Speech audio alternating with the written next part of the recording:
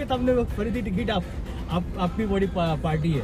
કે છેલ્લા 5 વર્ષની અંદર સુરત મહાનગરપાલિકાને દેશના બધા પેરામીટરમાં એવોર્ડ મળ્યા છે અને વિપક્ષ મારો વિરોધ કરવામાં સોશિયલ મીડિયાની રાજનીતિ કરવામાં તેની ગ્રાન્ટ વાપરવાનું ભૂલી ગઈ છે. પ્રજાની સામે વિકાસની વાત કરે છે. તમને જે મહાનગરપાલિકામાંથી જે ગ્રાન્ટ મળી છે તે તો તમે તમારા વિસ્તારમાં વાપરી નથી શક્યા. નાની અમાઉન્ટ નથી, 44 લાખ જેટલી ગ્રાન્ટ. મને કહેતા આનંદ થાય છે કે સુરત ભારતનું નંબર 1 મહાનગરપાલિકા પ્રસ્થાપિત થઈ ગયું છે. આવનાર 5 વર્ષ સુરતનો સુવર્ણ યુગ છે.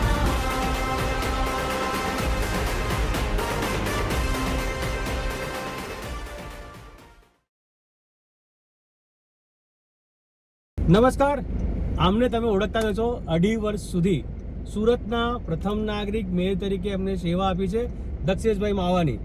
તમારું સ્વાગત છે સુરતીઝમાં. આજે આપણે એક અનોખા અંદાજમાં સુરતમાં તમારી સાથે મુસાફરી કરીશું, પણ મુસાફરીની સાથે સાથે વાતો કરીશું સુરતની ચૂંટણીની. મહાનગરપાલિકાની ચૂંટણીનું એલાન થઈ ચૂક્યું છે, ફોર્મ ભરાઈ ચૂક્યા છે. ગઈકાલે ખરાખરીનો જંગ પણ ખેલાઈ ચૂક્યો છે અને હવે અસલ મુદ્દાઓ સાથે આપણે લોકો વચ્ચે જઈ રહ્યા છે. 26 તારીખે મતદાન કરવાનું કોઈ પણ ભૂલતા નહીં. જે પણ પાર્ટીને તમારે મત આપવો હોય, જે પણ ઉમેદવારને મત આપવો હોય એને જરૂરથી આપજો, પરંતુ મત આપવા જોઈએ તો. અને આપણે આપણા પ્રવાસની શરૂઆત કરીએ સુરતની. દક્ષેશભાઈ, ફર્સ્ટ ટાઈમ એવું થયું છે કે કોઈ મેયરને ફરી વખત ટિકિટ આપી છે. મારો પહેલો સવાલ છે, એવું તો શું થયું કે તમને ફરીથી ટિકિટ આપવી પડી પાર્ટીએ? એવું નથી. ભારતીય જનતા પાર્ટી વ્યવસ્થાપનના ભાગના હિસાબે હોદ્દા આપતી હોય છે. Mayor, deputy mayor, standing chairman. જેવું 2.5 વર્ષ કાર્યકાળ પૂરો થઈ જાય એટલે અમે ભારતીય જનતા પાર્ટીના કાર્યકર બની જતા હોય છે. જે હોદ્દો આજીવન અમારી પાસે હોય છે. ફરી એકવાર મને સુરતની સેવા કરવાની અમારા શીર્ષસ્થ નેતૃત્વએ મને પાછી તક આપી છે. તમે પાછા સેવા કરવા જાઓ. તો આ વખતે ચૂંટણી છે એ સીધી રીતે જોવા જઈએ તો ભાજપ વર્સિસ આમ આદમી પાર્ટી અને કોંગ્રેસની છે. એવા કયા મુદ્દા છે જે ભારતીય જનતા પાર્ટી લઈને લોકો વચ્ચે જઈ રહી છે?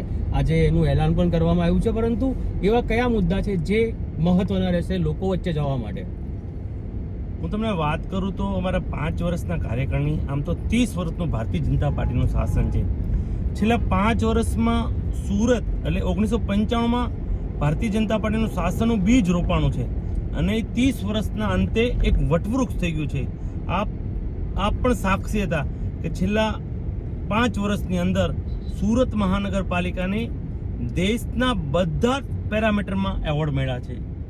એટલે તમામ પેરામીટરમાં અત્યારે સુરત ટોપ પર છે. 488 જેટલી સોસાયટીમાં અમે સીસી રોડ સંપન્ન કર્યા છે. મોટા રોડ હોય તેને પહેલીવાર બજેટમાં 600 કરોડના ખર્ચે અમે જે 24 મીટર 36 મીટરના છે એ આવનાર સમયમાં બજેટમાં મૂક્યા છે. 600 કરોડના રોડ મોટા, જેમ મુંબઈની અંદર કેમ સીસી રોડ હોય છે મેઇન રોડ, એમ સુરતના પણ આવનાર 5 વર્ષમાં તમામ રોડ સીસી રોડ થઈ જશે. એટલે મુદ્દાની વાત કરું તો ભારતીય જનતા પાર્ટી વિકાસની વાત કરે છે. અમારે 105 જનપ્રતિનિધિ હતા. અમને 25 લાખની ગ્રાન્ટ મળતી હોય છે. અમારા વિસ્તારમાં ડ્રેનેજ, પાણી, બ્લોક નાખવા એની જનભાગીદારીની અમને ગ્રાન્ટ મળતી હોય છે. મને કહેતા આનંદ થાય છે કે 5 વર્ષમાં અમારા તમામ જનપ્રતિનિધિએ પોતાની 100% ગ્રાન્ટ પોતાના વિસ્તારમાં લોકો માટે વાપરી છે. અને વિપક્ષ મારો વિરોધ કરવામાં સોશિયલ મીડિયાની રાજનીતિ કરવામાં તેની ગ્રાન્ટ વાપરવાનું ભૂલી ગઈ છે. પ્રજાની સામે વિકાસની વાત કરે છે. તમને જે મહાનગરપાલિકામાંથી જે ગ્રાન્ટ મળી છે તે તો તમે તમારા વિસ્તારમાં વાપરી નથી શક્યા. નાની અમાઉન્ટ નથી, 44 લાખ જેટલી ગ્રાન્ટ જે એના વિસ્તારમાં એ લોકોને વાપરવાની હતી તે ખૂબ જ દુઃખદ વાત છે કે વાપરી નથી શક્યા. દક્ષેશભાઈ, ખાસ કરીને સુરતને 2.5 વર્ષની જો છેલ્લા તમારા ટેન્ડરની વાત કરીએ તો ઘણા બધા એવોર્ડ મળ્યા છે. ચાહે પાણી સાચવવાનું હોય અથવા તો પાણી ટ્રીટમેન્ટ કરી અને કંપનીઓને આપવાનું, ઉદ્યોગને આપવાનું હોય, અથવા તો એર સર્ક્યુલેશન એટલે કે શુદ્ધ એરની જો વાત છે તે એ મુદ્દે સુરત મહાનગરપાલિકાને એવોર્ડ મળ્યો છે. તો એવું કહેવાય છે કે દક્ષેશભાઈ એવોર્ડ પ્રિય મેયર હતા. એમને એવોર્ડ સાથે ખૂબ જ જૂનો નાતો છે અને એવોર્ડ દર વર્ષે આટલા એવોર્ડ તો આવા જેવા ટાર્ગેટ સાથે દક્ષેશભાઈ ચાલતા હતા. શું વાત સાચી છે? તેજસભાઈ, 1995 જ્યારે ફકીરભાઈ પહેલા મેયર બન્યા જી ત્યારથી હેમાલીબેન બોઘાવાલાએ બધા મેયરે સુરત માટે શ્રેષ્ઠ પ્રયાસ કર્યા છે. અને એક જ ભારતીય જનતા પાર્ટીનું શાસન એટલે એક જ પાર્ટીનું શાસન એટલે બધા જ મેયરે પોતાનું શ્રેષ્ઠ યોગદાન આપ્યું છે. અને ત્યારે બીજ રોપણનું આજે વટવૃક્ષ થઈ ગયું છે, આજે ફળ આવી ગયા છે એમ કહી શકું કે એનો સ્વાદ ચાખવાનો વારો આવ્યો છે. મને કહેતા આનંદ થાય છે કે સુરત ભારતનું નંબર 1 મહાનગરપાલિકા પ્રસ્થાપિત થઈ ગયું છે. કોઈ પૂછે કઈ રીતે, આપણે કહી શકીએ છીએ છેલ્લા 2-2.5 વર્ષમાં ભારત સરકારના જેટલા નેશનલ એવોર્ડ આવે છે એ બધા સુરતે પ્રાપ્ત કર્યા છે. પરંતુ સ્વચ્છતાની જ્યાં સુધીની વાત છે, સ્વાભાવિક છે કે પેરામીટર્સમાં આપણે સૌથી નંબર 1 રહ્યા ત્યારે આપણને આટલા બધા એવોર્ડ મળ્યા છે. પરંતુ આજે પણ અનેક સોસાયટીમાં જ્યારે અમારી ટીમ ચૂંટણી દરમિયાન લોકોનું મંતવ્ય લેવા જાય છે, લોકો સાથે વાતચીત કરવા જાય છે, હજુ પણ કચરા ગમે ત્યાં ફેંકવાની વાત હોય, રસ્તા ખરાબ હોય એની વાત હોય, તો આ મુદ્દે કેટલું ગંભીર છે સુરત મહાનગરપાલિકા તો ભારતીય જનતા પાર્ટી? કારણ કે લોકો પાસે તમે જ્યારે જશો ત્યારે લોકો આ મુદ્દા સ્વાભાવિક ઉઠાવવાના છે. તેજસભાઈ, હું વાત કરું, તમે 2 મહિના પહેલાનો એક ઠરાવ નહીં વાંચ્યો હોય. જી, અમે અનુદાન આપીએ છીએ. જી જી જી એ 80 પૈસા મીટરે આપીએ છીએ. જી જી અમે અમુક સોસાયટીમાં પ્રજાની ઈચ્છા હતી કે આ પૈસા સફાઈ કર્મીને આપીએ, ઓછા પડે છે, અમે અનુદાન ડબલ કરી નાખ્યું છે. બિલકુલ. એટલે આવનાર સમયમાં સુરતની બધી સોસાયટી અમે અનુદાનમાંથી લઈ લઈશું.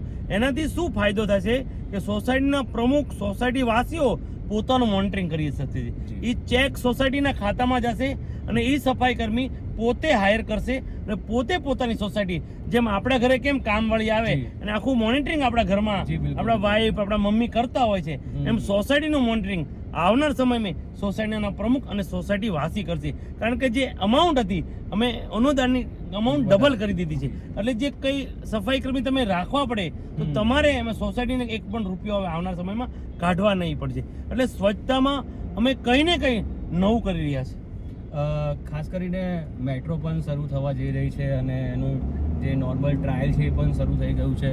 તો શું લોકોને રીઝવવા માટે મેટ્રો ફક્ત બતાવવામાં આવી હતી કે ખરેખર એનું કામ અત્યારે એકદમ ફૂલ સ્પીડમાં ચાલી રહ્યું છે અને આગામી 1-1.5 વર્ષની અંદર લોકોને મેટ્રોનો લાભ મળશે?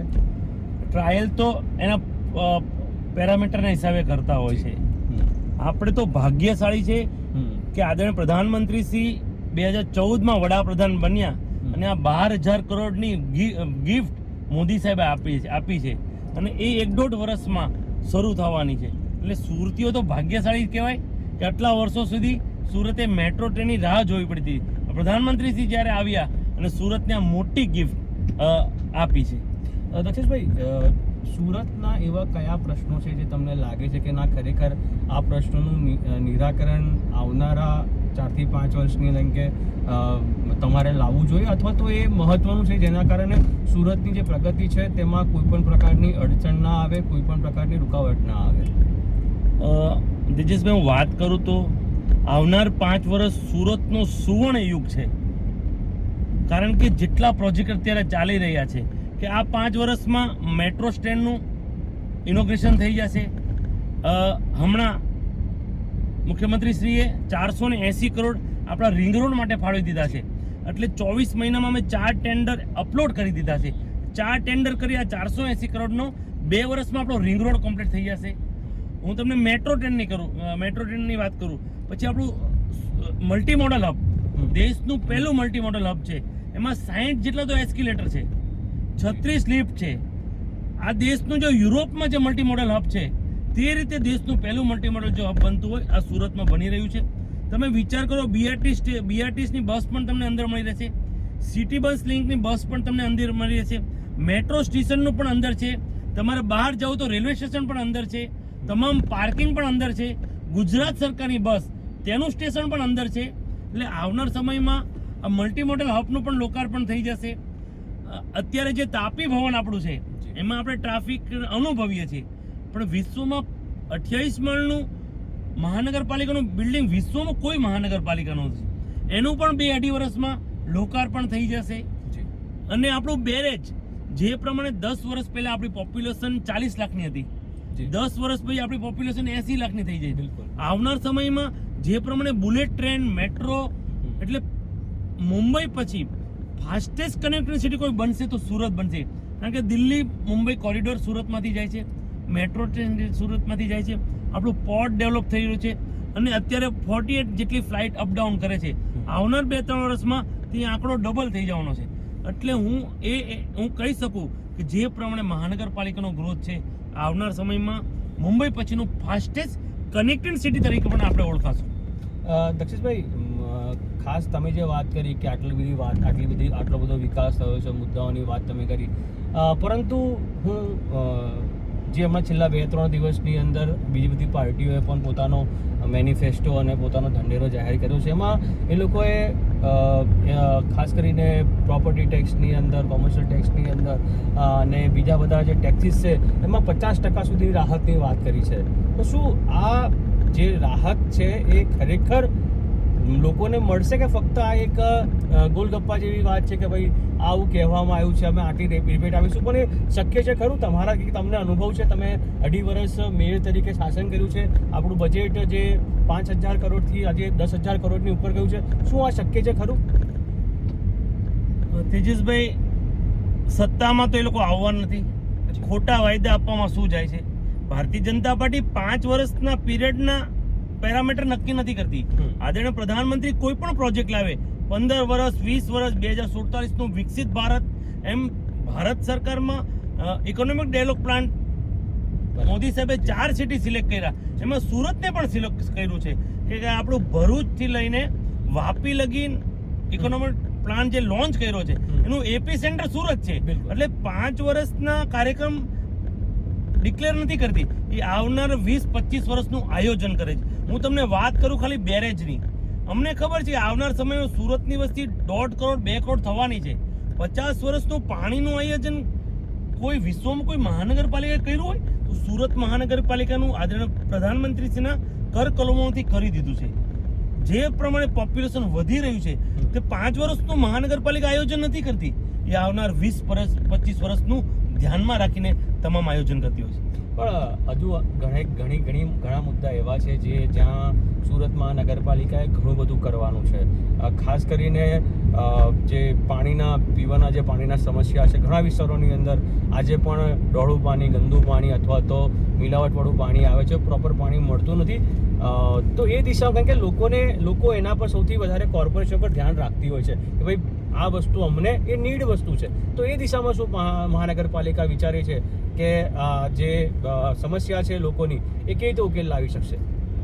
આપને કદાચ ખબર નહીં હોય તો હમણાં અમે પાયલોટ પ્રોજેક્ટ તરીકે જર્મન ટ્રેક્ટર જો મેમ્બ્રોનથી પાણી કઈ રીતે શુદ્ધ આવે તે પ્રોજેક્ટ શરૂ કરી દીધો છે. આવનાર સમયમાં તબક્કાવાર આ પાણીનું કઈ રીતે ચોખ્ખું મળે એનું પણ અમે 100% કેર કરશું. અત્યારે પીવાના પાણીની વાત કરું તે વચમાં વિષય આવે તો પાણીના બિલની, તો અમે 30 કરોડ જેટલો પ્રજાનો 30 કરોડ જેટલું જે બિલ આવ્યું હતું તે અમે માફ કર્યા હતા. વિકસિત સિટી જે ન્યુયોર્ક સિટી છે, વિશ્વના જે વિકસિત સિટી છે એમાં 30-35 હજાર ટેનામેન્ટ દીઠ પાણી મળતું હોય છે, પણ સુરત મહાનગરપાલિકાએ ઠરાવ કર્યો છે કે એક ટેનામેન્ટની દીઠ 40,000 લીટર ફ્રી મળશે, જે વિશ્વના વિકસિત સિટીમાં મળે છે. આવનાર સમયમાં જ્યાં કોઈ નાની એવી સમસ્યા છે, આવનાર સમયમાં અમે આવનાર 5 વર્ષમાં તમામ જે પ્રશ્ન છે એનું 100% નિરાકરણ લાવશું. દક્ષેશભાઈ, ખાસ કરીને તમે તમારા 2.5 વર્ષના કાર્યકાળને કઈ રીતે યાદ કરો છો? મારા 2.5 વર્ષના કાર્યકાળમાં સુરત ખૂબ લકી રહ્યું છે. અનેક એવોર્ડ 16 જેટલા, એટલે 12 નેશનલ એવોર્ડ અને 4 સ્ટેટ લેવલના એવોર્ડ પ્રાપ્ત કર્યા છે. વિશેષ વાત એ છે કે આની ઇનામની રકમ 152 કરોડ રૂપિયા સુરતને પ્રાપ્ત થઈ છે. હું તમને કહું, માન દરવાજા ટેનામેન્ટ છેલ્લા 10 વર્ષથી અમે ટેન્ડર કરતા હતા, પણ આદરણીય પાટીલ સાહેબના માર્ગદર્શન સુરતના જે બિલ્ડરો છે એને અમે કન્વિન્સ કર્યા કે એકાદ પ્રોજેક્ટ તમે આવો કરો જે પ્રજાહિતનો હોય. એમાં સુરતના એક બિલ્ડર એમાં આવ્યા અને માન દરવાજાનું ટેન્ડર ભર્યું અને આજે 1300 પરિવાર, જે 10 વર્ષથી ટેન્ડરિંગ થતું હતું. એટલે આ જે વાત છે એ મારા માટે ખૂબ જ મારે દિલને તૃપ્ત થાય એવી છે. બીજું એક સપનું છે ડુમ્મસ સી ફેસનું. એ સુરતીઓનું સપનું હતું વર્ષોથી. મને કહેતા આનંદ થાય છે આદરણીય પાટીલ સાહેબના માર્ગદર્શનમાં અને ગુજરાતના મુખ્યમંત્રી યશસ્વી મુખ્યમંત્રી ભૂપેન્દ્ર પટેલ અને નાયબ મુખ્યમંત્રી હર્ષભાઈ સંઘવીના માર્ગદર્શનમાં આ પ્રોજેક્ટ હું ખૂબ લકી સાબિત થઈ છું કે આ પ્રોજેક્ટનું ખાતમુહૂર્ત અને લોકાર્પણ એ બધામાં એ બધામાં મારું યોગદાન રહ્યું છે. એટલે હું ખૂબ જ ભાગ્યશાળી છું કે જુહુ બીચ પર પછી સાઉથ ગુજરાતનું બીચનું કંઈ આકર્ષણ રહેશે તો અત્યારે તો ફેઝ 1 જ શરૂ કર્યો છે. ફેઝ 2 જૂન જુલાઈમાં અમે શરૂ કરી દઈશું. એટલે અત્યારે તેજસ્વી તમે પણ જઈને આવ્યા છો ફેમિલી સાથે, જે રીતે બન્યું છે ઇન્ટરનેશનલ કક્ષાનું આપણું ડુમસ સી ફેઝ બન્યું છે. આવનાર સમયમાં વધુ એમાં ફેઝ 3 અને ફેઝ 4 નું પણ અમે સરકારમાંથી ગ્રાન્ટ લઈ એક કામ પણ અમે આગળ વધારીશું. પણ મને દુઃખ આજે પણ સુરતના રિવરફ્રન્ટનું છે, જે વિકસાવવાનો હતો તે વિકસી શક્યો નહીં, કારણ કે આપણી પાસે ખૂબ સરસ તાપી નદીના આશીર્વાદ હતા. મને એ વાતનું ખરેખર દુઃખ છે કે અમદાવાદ જ્યારે જાઉં છું ત્યારે મને એ અફસોસ રહેતો છે કે આ આવો રિવરફ્રન્ટ સુરતમાં ના બની શક્યું. તમે એ બાબતે શું કહેશો? સાહેબ, રિવરફ્રન્ટમાં અનેક વિઘ્નો આવ્યા હતા, બરાબર, કે રિવરફ્રન્ટ બનાવવો એટલે વ્યવસ્થિત. પણ હું તમને કહું છું કે આવનાર વર્ષે અમે 4.5 કિલોમીટરનું ફેઝ 1 નું અત્યારે અમારી 100% બધી પ્રોસેસ પૂર્ણ થઈ છે. મારો તો મેયર કાર્ડ પૂરો થયો હતો, એટલે હું આવનાર નવા મેયર આવશે એના કાર્યક્રમમાં હું 100% એટલું કરીશ કે એનું ખાતમુહૂર્ત થઈ જશે. પહેલો ફેઝ 4.5 કિલોમીટરનો અત્યારે અમારો એ પાયલટ પ્રોજેક્ટ છે અને એનું તમામ અત્યારે એનું જે પ્રોસેસ છે પ્રોસેસમાં છે. એટલે ફેઝ 1 અમે લગભગ આવનાર સમયમાં જે પણ મેયર આવશે એના કાર્યક્રમમાં શરૂ થઈ જશે. તમારો વાયદો છે ચોક્કસ? કારણ કે મને આજે પણ એ વાતનું દુઃખ છે કે મને વિશ્વાસ છે એટલે કહું છું. ચલો, તમારો વિશ્વાસ છે તો 100% હું માની લઉં, કારણ કે એમ પણ તમારી ટેગલાઈન તો છે જ કે જેનું ખાતમુહૂર્ત અમે કરીએ છીએ એનું ઉદ્ઘાટન એ અમારા શીર્ષસ્થ નેતૃત્વનું ખૂબ જ અમારા માર્ગદર્શન છે અને મજબૂત નેતૃત્વ મળ્યું છે આદરણીય પાટીલ સાહેબ અને સુરતથી જ નાયબ મુખ્યમંત્રી હર્ષભાઈ સંઘવી છે. એમનું અમને સતત માર્ગદર્શન અને જે કેન્દ્ર સરકારમાંથી ગ્રાન્ટ લાવવાની હોય તો પાટીલ સાહેબ છે, રાજ્ય સરકારમાંથી આપણે નાયબ મુખ્યમંત્રી હર્ષભાઈ સંઘવી છે. તો બંને નેતાનો ખૂબ જ અમને સુરત પ્રત્યે આશીર્વાદ છે. હું પૂછવા માંગીશ કે જ્યારે તમે મેયર કાર્યકાળ દરમિયાન સુરતના બહારના શહેરોમાં અથવા તો બીજા રાજ્યોમાં જતા હતા ત્યારે સુરતની શું વાત સાચી મને કહેજો દિલથી કે શું વાતો લોકો કરતા હતા? બ્રાઝિલમાં U20 હતી, મેયર સમિટ હતી, ત્યારે મારી ઇંગ્લિશમાં 3 મિનિટની સ્પીચ હતી. સ્પીચ જેવી પૂરી થઈ ત્યાર પછી મને Paris mayor, Singapore mayor, 4 mayor મને મળવા આવ્યા. જ્યારે મેં કીધું કે ડ્રેનેજનું પાણી રિસાયકલ કરી અમે ઔદ્યોગિક એપોને સેલિંગ કરીએ છીએ ને એનાથી અમે રેવન્યુ જનરેટ કરીએ છીએ, એ વાત એને ખૂબ જ ગમી હતી પેરિસના મેયરને કે વિશ્વમાં ડ્રેનેજનું પાણી કોઈ સેલિંગ કરતું નહીં હોય, કે વિશ્વમાં જ્યારે ડ્રેનેજનું પાણીની તંગી આવશે અને ડ્રેનેજનું પાણી રિસાયકલ કરીને રીયુઝ કરવું પડશે ત્યારે તો તમે PhD કરી લીધી હશે. એટલે એણે ડ્રેનેજનું પાણી રિસાયકલ સેલિંગ કરીએ છીએ એની સરાહના કરી. ભાઈ, આપણે તાપીના બ્રિજ પરથી અત્યારે જઈ રહ્યા છે. મને તાપીનું આ દ્રશ્ય હંમેશા એવું થતું હોય કે મારી તાપી બંને કિનારે ક્યારે વહેતી થશે. મને કાયમ આ રહી છે. તેજસભાઈ, આ બાજુ તો હું તમને 2.5 વર્ષનું કહું છું કે 2.5 વર્ષમાં બેરેજ બની જશે એટલે આ બાજુ તમે પાણી જોઈ શકશો. આ બાજુ તો છે, આ બાજુ છે, પણ 2.5 વર્ષમાં આદરણીય પ્રધાનમંત્રીશ્રીના કરકરમાંથી જેનું ખાતમુહૂર્ત થયું છે ને 3 વર્ષની અંદર આપણો બેરેજ બની જશે એટલે આપણે અત્યારે જઈ રહ્યા છે ને જમણી સાઈડ તમે 100% કહો છો પાણી જોઈ શકશો. બીજું એક જે પોલ્યુશનનો એક ઇશ્યુ છે સુરત શહેરની અંદર, ઔદ્યોગિક એકમો અંદર આવ્યા છે. સ્વાભાવિક છે કે ઔદ્યોગિક એકમો હોય એટલે પોલ્યુશનનું એક સ્થિતિ હોય, તો બીજા બધા શહેરોની અંદર મોટા શહેરોમાં જે શહેરોમાં તમે પ્રવાસ કરો ત્યાં આગળ ખૂબ જ આ બાબતે સક્રિયતા હોય છે, ગંભીરતા હોય છે. સુરતની અંદર શું તમે કરવા માંગો છો? તો તમે કંઈક આયોજન કર્યું તો જરૂર અમારા દર્શક મિત્રોને કહી શકો છો. ખૂબ મહત્વની વાત તમે મને પૂછી છે.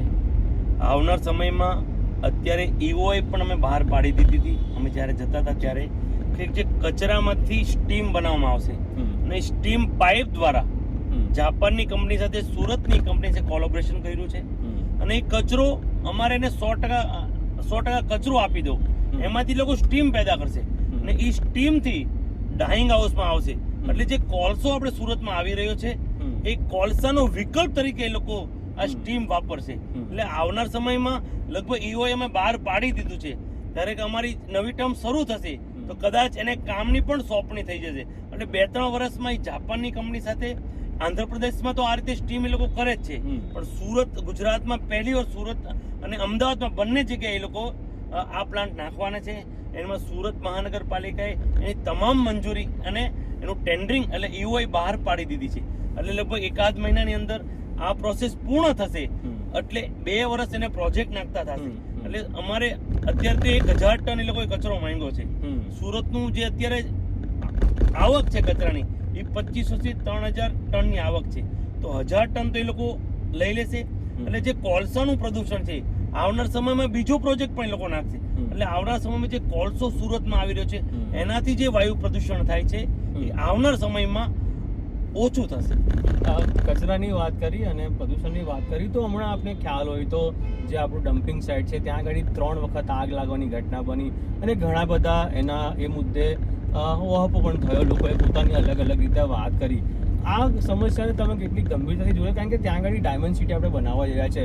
કચરામાંથી કંચન ઉત્પાદન કરવાની વાત જે હતી એ દિશામાં આપણે પગલું ભર્યું. ત્યાં આગળ ડાયમંડ બુશ શરૂ કર્યું. પણ જ્યાં જે ફાયર વારે ઘડે લાગ્યા કરે છે ડમ્પિંગ સાઇટ ક્યાંક ને ક્યાંક હું એવું માનું છું કે એ આપણા માટે એક પેલું કાળું ટીકું કહી શકીએ એ પ્રકારનું કાળું ટીકું પ્રકારનું વસ્તુ છે. તો એ દિશામાં શું ગંભીરતાથી વિચારી રહ્યા? કે લોકો જ્યારે પણ આવતા હોય ત્યારે લોકોની નજર ત્યાં જતી હોય છે. તેજસભાઈ, અત્યારે આપણે સચિનની નજર આપણી ડમ્પિંગ સાઇટ તૈયાર થઈ રહી છે નવી. લગભગ જૂન જુલાઈમાં એનું શરૂ થઈ જશે. એટલે આ ડમ્પિંગ સાઇટ શિફ્ટ થઈ જશે આખી અને ત્યાં 100% વૈજ્ઞાનિક ઢબેથી એની પ્રોસેસ થશે. એટલે લગભગ જૂન જુલાઈમાં જે એનું નિરાકરણ પણ મહાનગરપાલિકાએ આ લગભગ 3 વર્ષથી પ્રોજેક્ટ શરૂ છે ત્યાં. એટલે લગભગ જૂન જુલાઈમાં એની ડેડલાઇન છે. એટલે ઓગસ્ટ કે સપ્ટેમ્બરમાં આખી નવી ડમ્પિંગ સાઇટ અને આ જે કચરા અહીંયા જે કચરો છે એનું વૈજ્ઞાનિક ઢબે પ્રોસેસ થઈ અને સંપૂર્ણ એને નાબૂદ કરવામાં આવશે. દક્ષિશભાઈ, 2.5 વર્ષના કાર્યકાળ દરમિયાન તમે તમારા જે પણ સમય રહ્યો છે એની અંદર તમે જે કામો મને ગણાવ્યા, ક્યાંક એવું રહ્યું છે કે નહીં આ કામ મારે કરવું હતું પણ કોઈ ચાન્સ અથવા તો કોઈ કારણો છે, ટેકનિકલ કારણ હોય અથવા તો જે પણ ભૌગોલિક કારણ હોય, એવી સ્થિતિનું નિર્માણ થયું કે એ કાર્ય નહીં થઈ શક્યું, પણ હું હવે જ્યારે ફરીથી ચૂંટણી લડી રહ્યો છું ભગવાન અને લોકોના આશીર્વાદથી જો આપને વિજય મળી જાય તો એ કામ મારે નવા મેયર પાસે અથવા તો મારા સુપિરિયર નેતાઓ સાથે પણ વાત કરીને મારે એ કામ કરાવવું છે. એવું કયું કામ છે જે તમને લાગે છે કે ના આ તો મારે કરવું જ છે? એક મારું સપનું હતું કે જન ભાગીદારથી ગાર્ડન ડેવલપ કરવા. આ મારું ડ્રીમ હતું કે સુરતમાં 28 સ્ટેટના લોકો કંઈ લઈને નહોતા આવ્યા. તાપી માતાના આશીર્વાદથી ઈમાનદારીપૂર્વક જેને સંકલ્પ કર્યો એ તાપી માતાને આપ્યું છે. એટલે મારું સપનું હતું કે અમે બજેટમાં 2-3 ગાર્ડન મૂકી શકતા હોય, પણ અમારું ગાર્ડન રિઝર્વેશન 2-3 લાખ મીટર પડ્યું છે. બરાબર. તો મારી ઈચ્છા હતી કે બધા ઉદ્યોગપતિને મારી ઈચ્છા હતી કે એક ગાર્ડન પોલિસી બનાવીને એક ગાર્ડન જો એમને આપવામાં આવે તો એ લોકો લેવા પણ રેડી. મેં 2-3 જણે વાત પણ કરી હતી, પણ હું એમાં આગળ વધી શક્યો નહોતો અને મારો કાર્યકાળ પૂરો થઈ ગયો હતો. તો મારું પહેલું સપનું છે કે આવા 20-25 ઉદ્યોગપતિ મને મળી જાય તો હું એક સાથે 20-25 ગાર્ડન સુરતમાં બનાવી શકું. એમ પણ સુરત તો કર્ણની ભૂમિ છે અને દાતાઓ સુરતમાં ક્યાંય ઓછા હોતા નથી અને સારા કાર્યો માટે જો આપણે વાત કરીએ મદદની જો તમને એક વાત આપણી 100% થઈશ. દાતાઓએ 100% આપણા સફાઈ કર્મીઓ જે લોકો સુરતને છેલ્લા 2 વર્ષથી ટોપ પર લાવે છે એમાં સફાઈ કરનું મહત્વનું યોગદાન છે. પાટીલ સાહેબે કીધું કે આ લોકો માટે કંઈક કરવું જોઈએ, એટલે એને પાટીલ સાહેબે પણ ફોન કર્યો શ્રેષ્ઠીઓને. ઉદ્યોગપતિ દ્વારા 10 કરોડ જેટલું ફંડ ભેગું કર્યું. એક સફાઈ કર્મીઓને 10,000 રૂપિયાના જરૂર પડે તો કોણ આપે? એને 10% મળતા હતા. આ વાત સાંભળી ત્યારે પાટીલ સાહેબ કીધું કે આવનાર સમયમાં આ 10 કરોડ આપણે એસએમસી માં ટ્રસ્ટ આ બનાવીને આપી દીધા છે. 6 કરોડ જમા થઈ ગયા છે, બીજા 4 કરોડ પણ આવનાર સમયમાં જમા થઈ જશે. પછી આનું જે વ્યાજ આવે એની અંદરથી અને વ્યાજમાંથી એ લોકોને 1 પણ રૂપિયા વ્યાજ વગર 10,000 ની લોન મળશે. જ્યારે પણ જરૂર હોય ત્યારે એમને એમના છોકરાઓને ભણવા માટે આમાંથી શિષ્યવૃત્તિ મળશે. એટલે સુરતના શ્રેષ્ઠીઓ દાન કરવા માટે તો 100% આગળ આવ્યા છે, પણ હજી એકવાર હું એ લોકોને ગાર્ડન માટે અમારું સપનું છે એની માટે પણ હું આવનાર સમયમાં મારા શ્રેષ્ઠ પ્રયાસ કરીશ.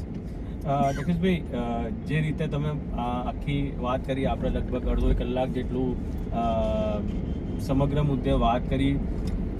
હું અપેક્ષા તો એ જ રાખું છું કે મહાનગરપાલિકામાં જેનું પણ શાસન આવે, જે સુરતની ઇમેજ છે, જે ખાસ કરીને સુરત વર્ષોથી સ્વચ્છતા, કે પ્લેગ જોયો આપણે, કોરોના જોયું, પૂર જોયું, અને બધામાંથી સુરત ઊભું થયું છે. જ્યારે પણ સુરત પર તકલીફ આવે છે ત્યારે સુરત ઊભું થતું હોય છે. તમે કયા પ્રકારનું 2026 ચાલી રહ્યું છે, 2030-40ની અંદર, ને પ્રધાનમંત્રીએ 2047નું સપનું જોયું છે, એમાં સુરતને જોઈ રહ્યા છો? જે પ્રમાણે ત્યાં સુરત ચાલી રહ્યું છે, સુરતને 2047 સુધી વાટ નહીં જોવી પડે. જે પ્રમાણે અત્યારે સુરત ચાલી રહ્યું છે, હું એક વાત કરું કે રિન્યુએબલ એનર્જી, આદરણીય મોદી સાહેબે આહવાન કર્યું કે રિન્યુએબલ એનર્જી તમારે સ્ત્રોતથી લેવાનું જનરેટ કરવી પડે. સુરત મહાનગરપાલિકા પોતાનું મૂળ વીજમાં 28% જેટલી રિન્યુએબલ એનર્જીથી વીજળી પેદા કરે છે, અને 2030માં લગભગ અત્યારે 28% પણ દેશની પહેલી મહાનગરપાલિકા છે. પણ 2030માં જનરલ બોર્ડમાં અમે ઠરાવ કરી દીધો છે કે દર વર્ષે અમે 200 કરોડના ખર્ચે રિન્યુએબલ એનર્જીના પ્લાન્ટ, સોલાર અને વિન્ડ બેઝ નાખશું. એટલે 2030 સુધીમાં 100% રિન્યુએબલ એનર્જી કરતી કોઈ મહાનગરપાલિકા હશે તો સુરત હશે. આવનાર સમયમાં ડ્રેનેજનું પાણી હજી પણ હજીરાની ઇન્ડસ્ટ્રીઝ માંગી રહી છે, એટલે 2030 સુધીમાં બીજું અમે લગભગ 300 mld જેટલું ડ્રેનેજનું પાણી રિસાયકલ કરીને હજીરાની ઇન્ડસ્ટ્રીને આપવાનું અત્યારે પ્લાન અને વાત ચાલી રહ્યું છે. એટલે આ જોતા તમે વિચાર કરો કે ડ્રેનેજનું 50% જેટલું પાણી સેલિંગ કરતી મહાનગરપાલિકા હશે, 2030માં 100% રિન્યુએબલ એનર્જી પેદા કરતી મહાનગરપાલિકા હશે. એટલે સુરત જે પ્રમાણે અત્યારે ચાલી રહ્યું છે એ વિકસિત ભારત 2047 પહેલા પણ સુરત એનું એચિવમેન્ટ કરી લેશે. દક્ષેશભાઈ, ખૂબ ખૂબ આભાર. તમે અમારી સાથે જે વાતો કરી, ખાસ તો સુરતના જે મુદ્દાઓ હતા, જે મને લાગતા હતા કે આ મુદ્દાઓ પર ચર્ચા થવી જોઈએ, તમને પૂછવું જોઈએ, અને ખાસ કરીને તમે જે વાતો કરી અથવા તમે જે મુદ્દાઓ જણાવ્યા, લોકોએ આ મુદ્દા સાંભળ્યા છે. હું અપેક્ષા રાખીશ કે લોકો આ તમારા મુદ્દાઓ, તમારી વાતો, તમે જે વાત કરી છે તેને ધ્યાનમાં રાખીને વોટ કરશે. મારી એક વિનંતી છે, અત્યારે દર્શકો, આપણો કાર્યક્રમ અહીં પૂર્ણ થાય, પણ લોકોને એક અપીલ તમે કરો, ખાસ કરીને મતદાન કરવા માટે, કારણ કે લોકો મતદાન કરશે તો જ ખરા અર્થમાં જે આપણે આ મહોત્સવ છે, ચૂંટણીનો મહોત્સવ છે, એ ખરા અર્થમાં પરિપૂર્ણ થશે અને એની સફળતા ગણાશે. આપ દર્શક મિત્રોને જે વિનંતી કરવી કરી શકો છો. હું તમામ સુરતીઓને ખૂબ જ મોટી સંખ્યામાં મતદાન કરી લોકશાહીનું પર્વને મજબૂત કરવા તમામ સુરતીઓને મતદાન કરવું જરૂરી છે. ધન્યવાદ દર્શક મિત્રો, આપે સુરતીસ પર આ ખાસ મુલાકાત જોઈ. દક્ષેશભાઈ માવાણી, જેઓ સુરતના પૂર્વ મેયર છે, પ્રથમ નાગરિક હતા, અને જે રીતે તેમના 2.5 વર્ષ કાર્યકાળ દરમિયાન જે તેમને કામગીરી કરી છે તેનો આપણે ચિતાર જોયો, તેમની વાતો સાંભળી. મતદાન કરવું એ તમારા હાથમાં છે, કોને આપવો મત, કોને નહીં આપવો એ તમે કહી શકો છો, પરંતુ મતદાન કરવા જરૂર છે તો એ મારી સુરતીસની, દક્ષેશભાઈની તમામની વિનંતી છે. દક્ષેશભાઈ, ખૂબ ખૂબ આભાર. ખૂબ જ આનંદ થયો આપની સાથે વાત કરીને, અને આપણે જે મુદ્દા કયા તે લોકોએ સાંભળ્યા છે. હવે લોકો નક્કી કરશે કે એમને કઈ રીતે મતદાન કરવું છે. દર્શક મિત્રો, આપનો ખૂબ ખૂબ આભાર. આપે અમને સાંભળ્યા, જોયા અને મુદ્દાઓની વાત કરી. આગળ નવા વ્યક્તિ સાથે, નવા નેતા સાથે અમે મળીશું, વાત કરીશું, અને તેમને પણ આવા જ પ્રશ્ન પૂછીને તમારા પ્રશ્નોનો જવાબ આવે તેવી તેવો પ્રયાસ કરીશું. ધન્યવાદ, નમસ્કાર. તેજસભાઈ, અમારી લાઈફમાં પહેલી વાર મેં કારમાં ઇન્ટરવ્યુ આપ્યું છે, અને એ બદલ તમને ખૂબ ખૂબ થેન્ક યુ. મેં તમને શહેરનું પ્રમાણ કરાયું.